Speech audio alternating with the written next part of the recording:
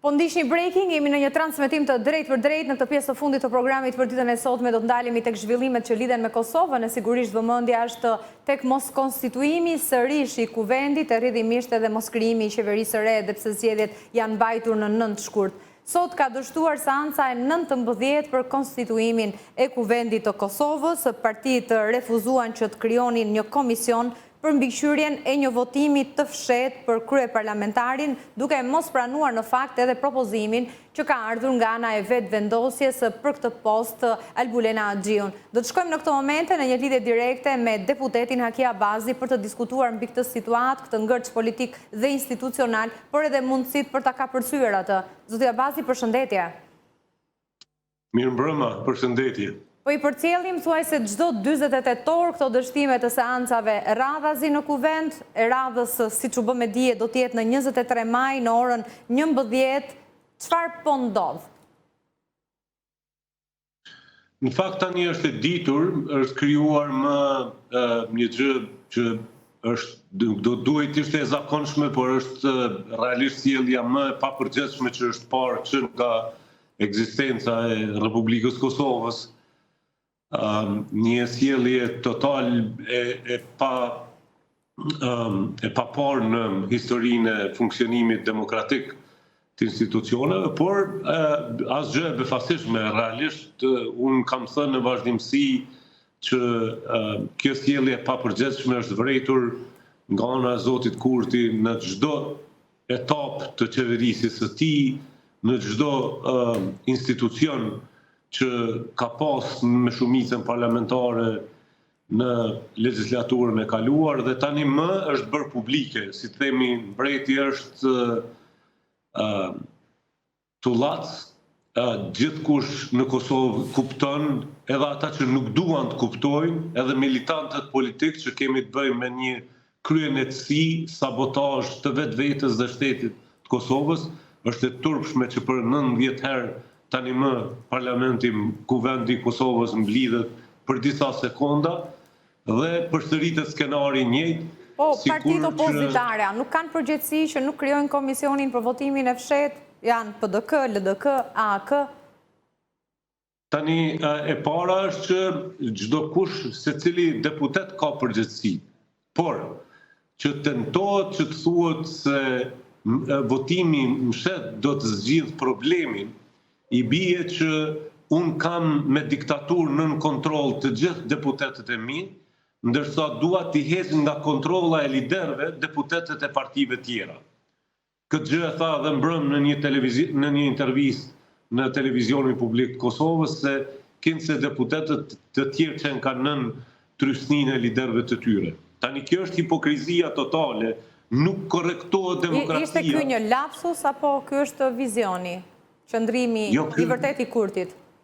Jo, ky është vizioni. Këtu është ideja. Unë në fakt jam në mes të asaj se duhet të dalë shumë shpesh në intervista që të kuptohet vërtet se kush është Kurti i vërtet. Dhe mbrëm e tha jo vetëm këtë, edhe shumë gjëra tjera që janë çmenduri totale të një sistemi demokratik, sepse po sabotohet rendi kushtetues.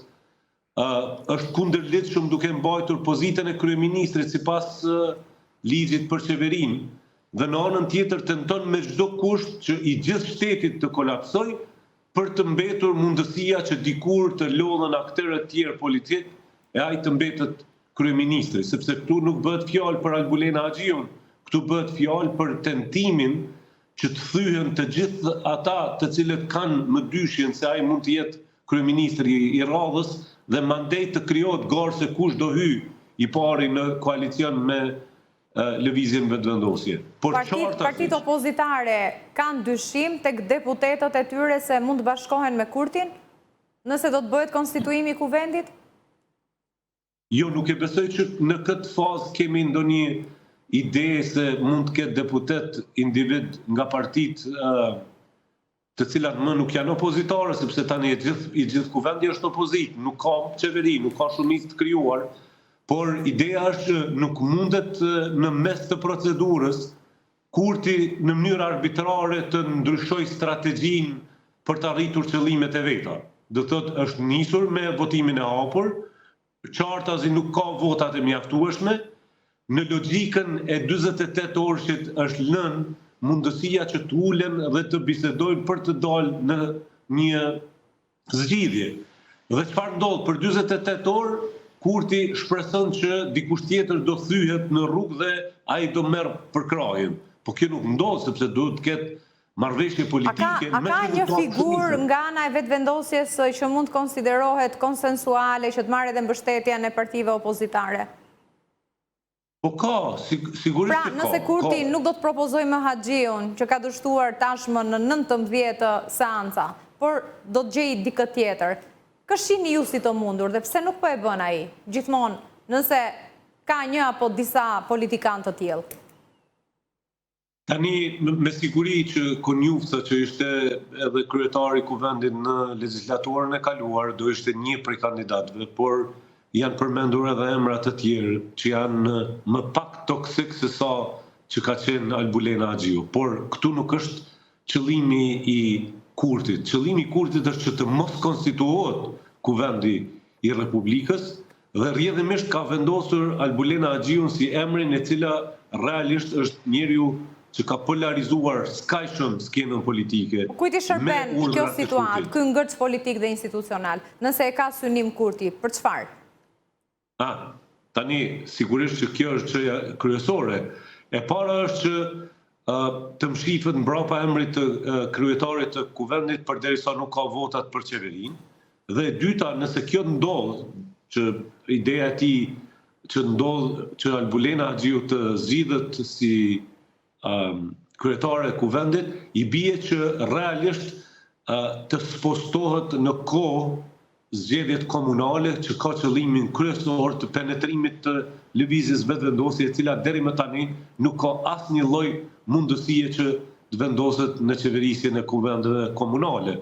Dhe kjo për Kurtin ka qenë handikepi, vazhdon të jetë handikepi më i madh, sepse ai do që të cementoj strukturat e lëvizjes vetëvendosje në pushtetin lokal për të krijuar një armat në ideologjinë e tij të majt ekstreme komuniste, e cila do mandej do të vendoste etablonte qeverisjen e lëvizjes vetëvendosje në Kosovë. Zoti Abazi, si pritet të zgjidhet ky ngërç? Para pak ditësh presidenti Osmani u shpreh se mund t'i drejtohet edhe gjykatës kushtetuese për një interpretim nëse palët politike, liderët respektiv nuk do ta kapërcejnë. Çfarë do të ndodhë, si do të zgjidhet? Pra, e vetmja mundësi është të dërgimi në gjykatën kushtetuese? Tani ka dy çështje që janë ngritur tek gjykata kushtetuese, mund të ngritet edhe çështja e tretë, por rrjedhimisht gjykata kushtetuese do të shqyrtojë një produkt, një vendim, një produkt që ka dalë nga kuvendi i Republikës Kosovës. Deri me tani nuk kemi asnjë produkt. Produkti vetëm është pamundësia që për 19 herë të konstituohet kuvendi i Republikës Kosovës, e që do të ishte mirë të ardhur që të intervenonte edhe presidentja, por edhe gjykata kushtetuese për të hequr këtë hapësirë të dëmshme të interpretimit të asaj se çfarë ndodh kur mazhoranca nuk arrin që ta zgjedh kryetarin e parlamentit, sepse këtu mund t'i fajsoni të gjithë, por çështja në fund ka të bëjë që mazhoranca, partia që është e para nga zgjedhjet, nuk arrin që ta zgjedh kandidatin e vet. Tani logjika politike dhe kultura politike bashkë me praktikën për zhbllokuar do ishte që kur provon disa herë që një kandidat të zgjidhet kryetar parlamenti, atëherë kthehet në tavolinën e bisedimeve dhe krijon hapësirën për kandidatë të tjerë prapë nga lëvizja vetëvendosje